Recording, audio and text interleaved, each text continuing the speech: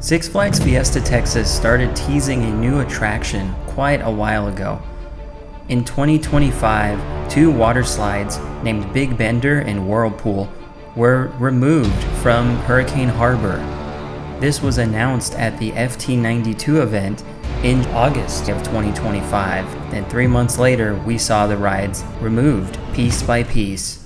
In the wake of this, there was a lot of speculation on whether a dry park ride or a new water park ride would take the place of these two slides. We soon got some construction teasers that showed bubbles, sand, and palm trees.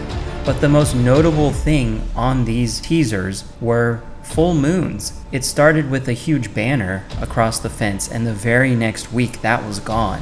Instead, there was a little sign with two sides that showed the same thing.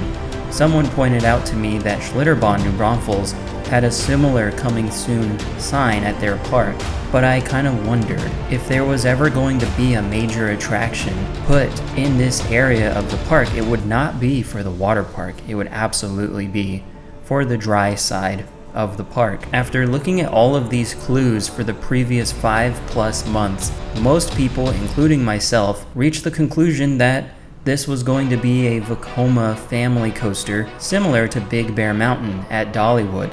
But I'm here to tell you that my prediction has completely changed after listening to more people talk about this ride. I'm going to answer the question of what I think it is by also answering a ton of questions that everyone has raised. I'm going to answer questions like, is Werewolf Gorge a trademark for a new land or a new attraction? Is this going to be a roller coaster?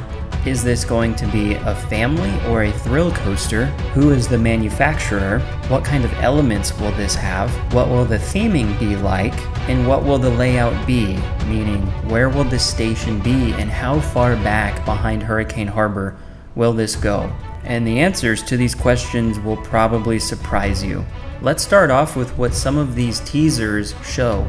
The description on a lot of these clues sound like an environment straight out of a fictional tale. And the setting of this environment sounds like nothing related to the current state of Crack Axle Canyon. So the first question to ask is the trademark that was supposedly filed for Werewolf Gorge going to be this attraction that's announced in the next week? And I'm gonna say yes. I think Werewolf Gorge is going to be the name of the ride being announced on May 30th at Zaragoza Theater inside Six Flags Fiesta, Texas. The next question to ask is, what kind of attraction will this be? Is it going to be a roller coaster? And I'm gonna say yes. I think this will be a very special roller coaster for the park, and the display we just saw put up in Crack Axle Canyon supports this. This was not something just randomly put together. This is something that is targeted to a specific storyline for a specific ride. It's trying to build the anticipation. And it's also pretty scary. The red glowing eyes and the loud snarling and werewolf howls are really setting the tone for something special. The next question is, what manufacturer will this roller coaster be?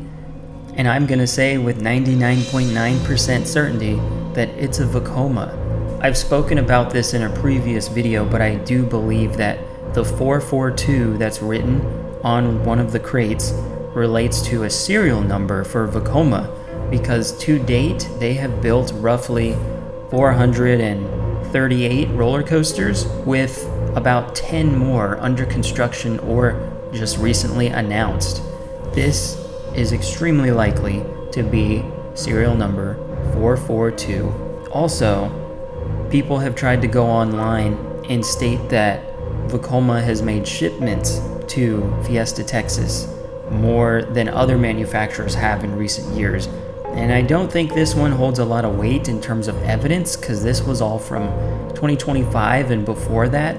But it is true that Six Flags as a company has enjoyed working with Vekoma.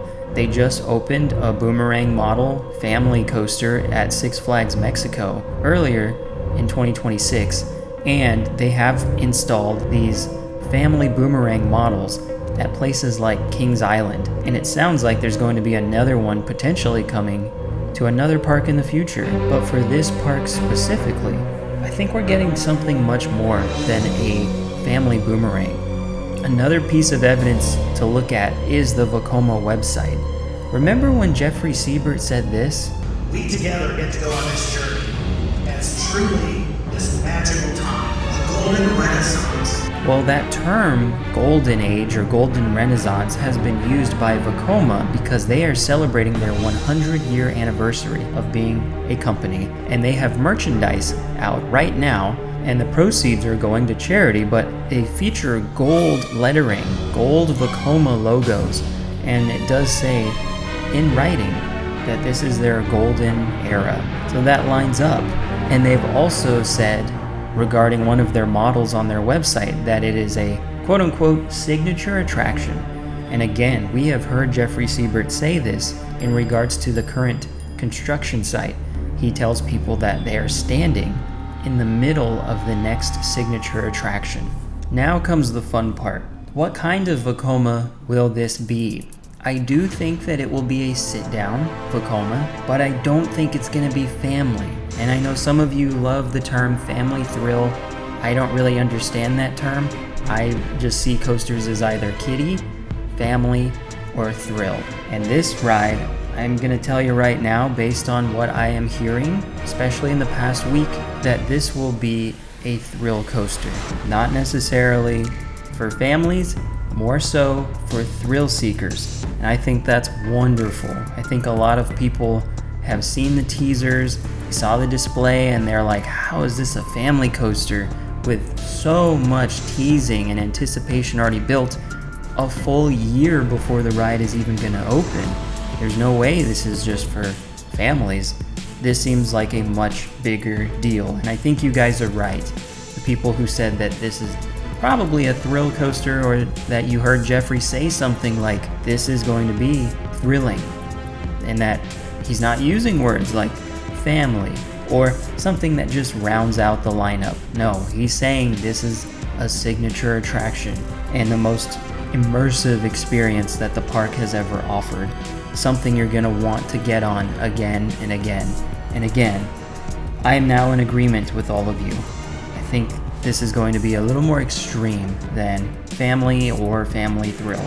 The next question is, will this be a multi-launch coaster? And I do think that this will be a launching roller coaster. I don't see Vekoma so much building lift hill coasters right now. They seem to love tire drive launches and LIM launches, and so I think this will be a multi-launch. One thing that helps this is the terms that Jeffrey has used, even with me, when I was on the one-on-one tour with him of the site.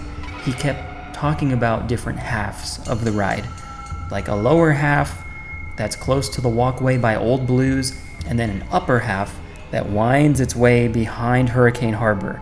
Because of this terminology, the first half and second half, and also knowing that there are plenty of roller coasters out there that are multi-launches that feature first halves and second halves, I do think there will be more than one launch on this roller coaster. That's super exciting.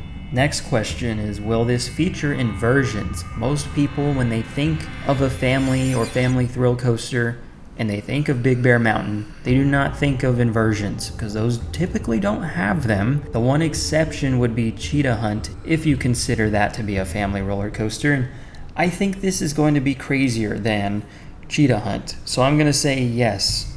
I think this will feature more than one inversion.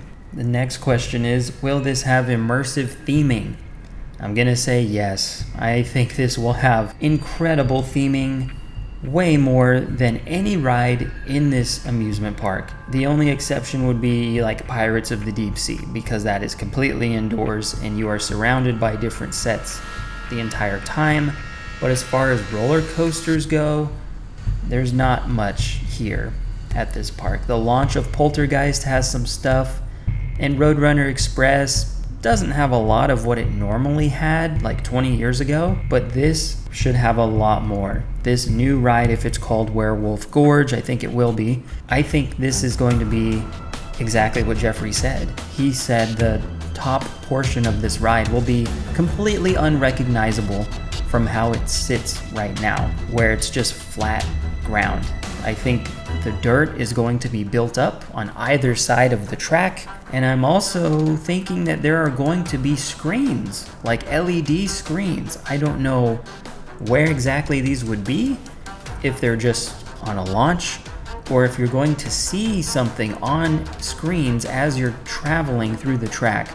But I also think that there will be buildings that we go through, like shacks. He mentioned a shack in the woods. I think we're going to go through different sets on this ride.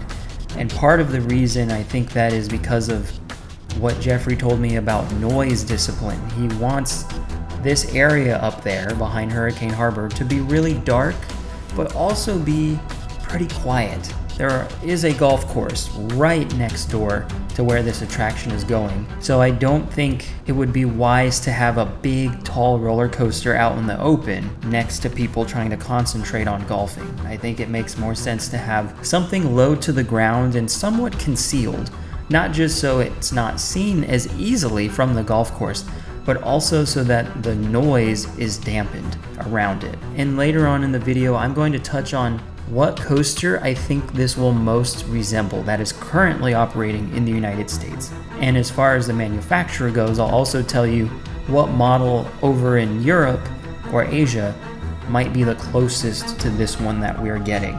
So, next question is, what will the stats be? This is tough to say. I feel like most coasters nowadays, if they're going to be a thrill coaster, are at least 50 miles an hour, but they're usually between 50 and 65. I think this ride is going to be pretty similar in speed to Poltergeist. So I'm going to say somewhere between 55 and 65 miles an hour would be the top speed. And the next question is the height. And I don't believe that this will feature a spike. It might feature a swing launch, I'm really not sure. But I do think that there will be some kind of tall element, like a top hat.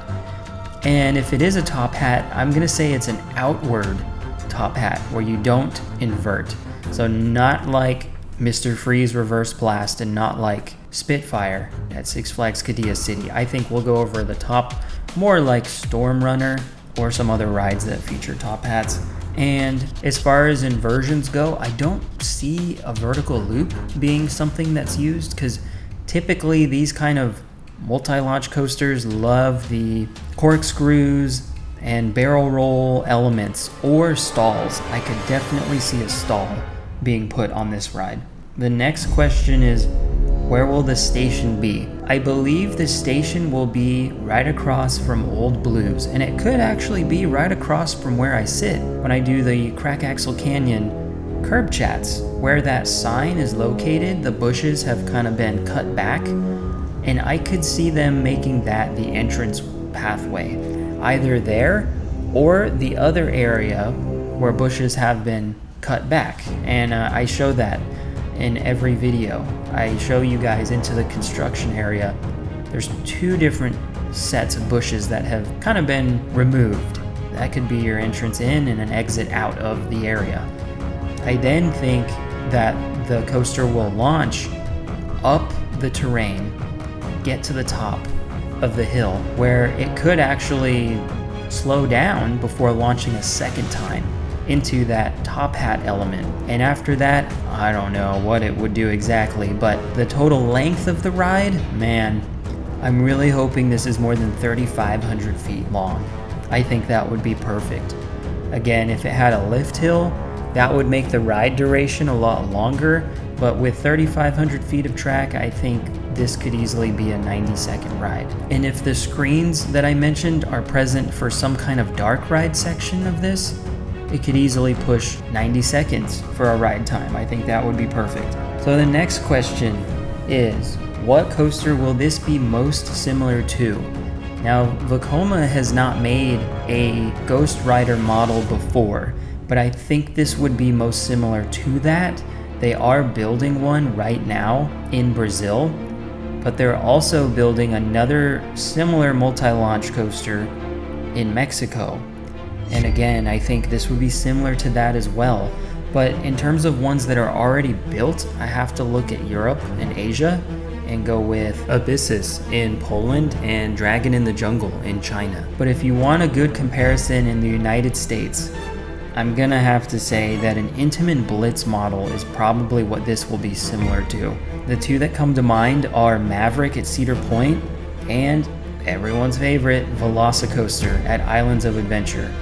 And remember, there's been a lot of talk about Jeffrey Siebert posting that picture from Epic Universe while also using phrases like epic to describe this attraction. When I've mentioned Velocicoaster on my own Instagram page, he's actually liked my comment about that, and I don't think this was unintentional. I feel like there's something going on there between Velocicoaster and Universal Studios and whatever this attraction will be. The next question is, what's next for this area of the park? Meaning, is this an attraction that will take up this space and close it all in? Or is this the beginning of some expansion for Six Flags Fiesta Texas? I will make a video all about this in the future where I go over things that Jeffrey Siebert has said, try to connect some dots on what he meant by certain areas of the park going through revitalization or expansion. Rides could be replacing other rides, or new areas could be developed for the very first time. I will give you a full 5 to 10 year plan on my best guess for what is happening. But as for Project 2027, it's going to be announced on May 30th at Zaragoza Theater inside the park at 8:18 p.m. Hope to see all of you there. And afterwards, construction should be beginning within the next week after the official announcement. And it's going to start with rerouting water and electrical lines. As far as I know, that's what I've been told. We will see just how accurate my sources are when these predictions are put to the test in 1 week at FT92.